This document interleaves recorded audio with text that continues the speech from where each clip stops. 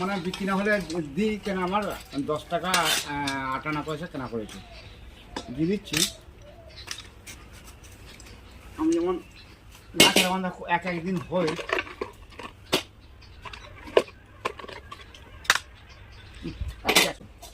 এক কেজি 100। টেনে গেছে এটাতে। সে তো টানবে। আচ্ছা এইখানে আপাতত এইখানে দিন, আমাকে এইখানে বাঁচতে হবে তো। আর কাতলা কত দেবো? এটা 400। অসুবিধাটা মেন যেটা হচ্ছে সেটা হচ্ছে বাচ্চার পর্যন্ত।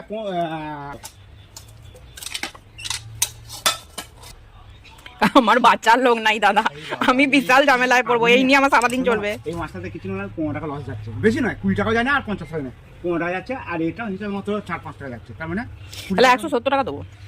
কত হচ্ছে? তাই না?